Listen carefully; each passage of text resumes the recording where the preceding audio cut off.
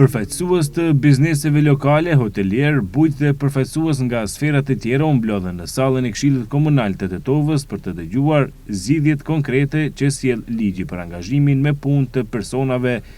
Ministri i Ekonomisë dhe Punës Besar Durmishi tha se ky ligj nuk është vetëm një ndryshim administrativ, por një hap drejt formalizimit të ekonomisë dhe mbështetjes reale për bizneset dhe punëtorët.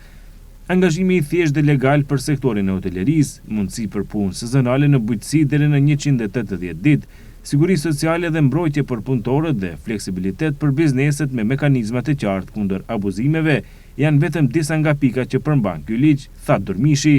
Në të njëjtën kohë kemi vendosur kufi të qartë për të parandaluar abuzimin. Ky nuk është zëvendësim për punësimin e rregullt, por instrument për nevojat sezonale dhe të kopaskoshme me afate, limite të përcaktuara të qarta dhe mbikëqyrje inspektuese. Qëllimi është i thjeshtë, me shumë ekonomi të jetë formale, me shumë punëtorë të mbrojtur dhe biznese më të forta. Tetova ka potencial dhe ne si institucion kemi obligim të krijojmë kushte që ai potencial të realizohet në mënyrë ligjore, transparente dhe të drejtë.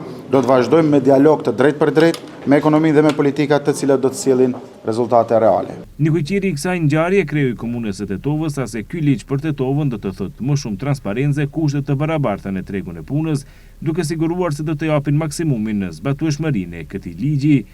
Sot së bashku me Ministrin e Ekonomisë dhe Punës, Besar Durmishi, prezantuam sesionin informues për ligjin për angazhimin e personave në punë, i cili ka hyrë në fuqi më 1 janar 2026. Ky ligj sjell rregullim më qartë për angazhimet sezonale dhe të përkohshme, garanton regjistrim elektronik përmes sistemit e-punë dhe forcon sigurinë juridike për punëtorët dhe punëdhënësit. Për Tetovën, kjo do të thotë më shumë transparencë dhe standarde të barabarta në tregun e punës. Komuna e Tetovës mbetet e përkushtuar për bashkëpunim dhe zbatim të drejtë të ligjit në funksion të zhvillimit ekonomik lokal, tha kreu i Tetovës Bilal Kasami. Ligji i ri për angazhimin e personave në punë synon të krijojë një treg pune më të rregulluar dhe më funksional, duke balancuar nevojat e bizneseve për fleksibilitetin dhe mbrojtjen dhe sigurinë e punëtorëve. Autoritetet vendore dhe qendrore theksuan se zbatimi i drejtë dhe bashkëpunimi institucional do të jenë kyç për të siguruar që ky ligj të ndikojë pozitivisht në formalizimin e ekonomisë dhe zhvillimin e qëndrueshëm lokal.